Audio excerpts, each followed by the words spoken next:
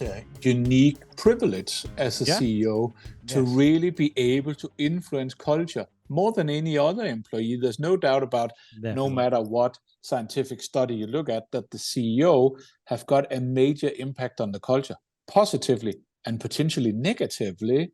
Of course. So by embracing that opportunity, I believe that I can reach many more colleagues through an inclusive culture than I can on a one-to-one basis, but really by embracing my responsibility for our culture. And by the way, I love what you said. Look, I strongly believe that people like you, Michael, you are in an incredible position of privilege, as you just said. You can shape things. You can make an impact more than anyone else. It also, sometimes I feel CEOs frustrated because they feel under pressure because they need to fight a different wars or, within the organization. But the reality, even pressure is a privilege. You earn it. So you have an opportunity and privilege to feel under pressure and empower it and embrace it, because it's negative, because it might lead to stress, but it's also an incredible opportunity to make an impact and not just being one of the many CEOs that have been in history. So I like what you said in terms of privilege. It's a great reminder for everyone that maybe is aspiring to become a CEO. That might only think that is a lot of responsibilities, is a lot of stress. I'm sure that is exists, and that actually is a good segue to my next question, Michael. Myself, I know quite a lot about the life of a CEO because that's my world. But many people in the audience, they don't necessarily know what does it really mean being a CEO in an organization, right? You mentioned before traveling is clearly part of your time. It's part of your journey, and you deliberately decided to travel a lot to visit, colleagues. But what people don't really understand about being a CEO as an individual, as a profession, as a career, as your day, how your day run as a CEO? Yeah, I think it's really, I'm the leader of the symphony orchestra, right? And I'm absolutely dependent on each and every one individual who is a part of our orchestra, right?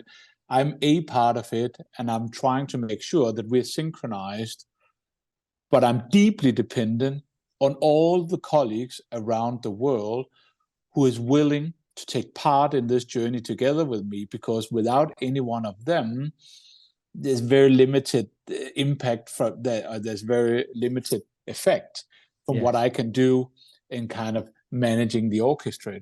So I think that's important to have that humbleness, saying that what I am is, I'm privileged and I'm the leader of the discussion, so to speak, but I'm absolutely dependent on being able to create followership and to be able to create a synchronized effort across the organization and towards our customers. So I think it's important when you assume the position of a CEO that you always keep that in mind, that you work in the service of your company and in the service of your colleagues, not the other way around.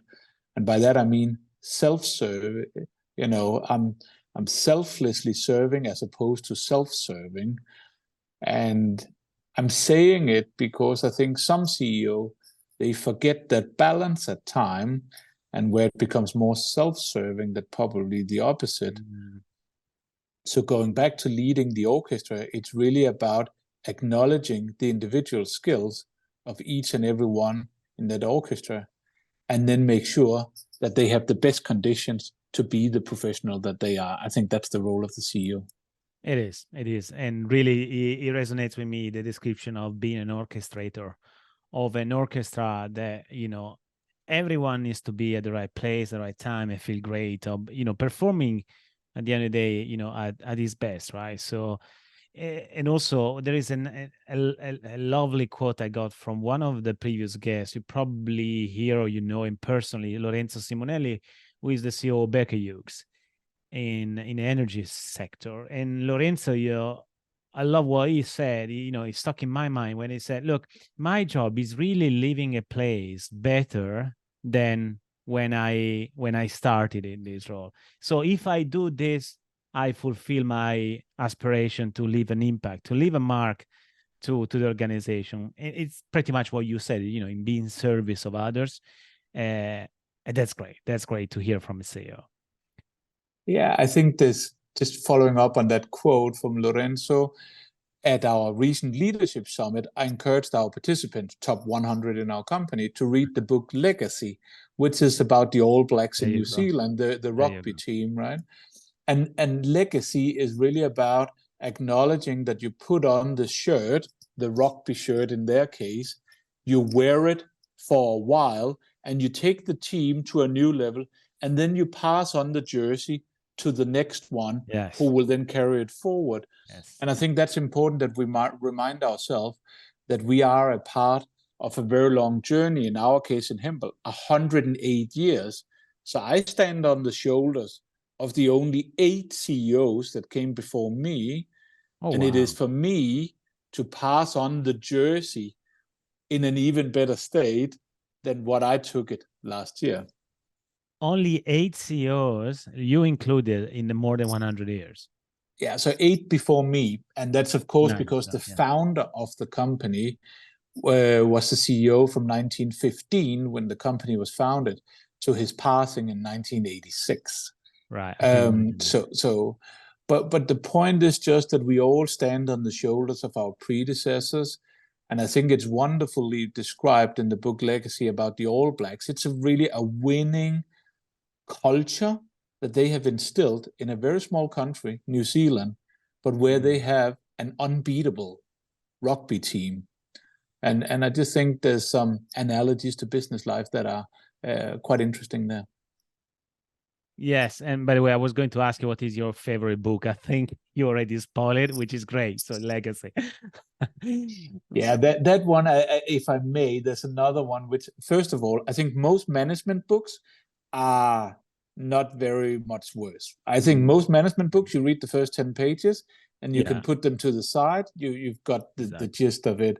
So I think in general, management books are overrated. However, there is a very good book by James Allen from Bain, Founder's Mentality, that I often use in business life as well, because it talks about this very critical journey where you're scaling your company, but also where complexity is coming into the company.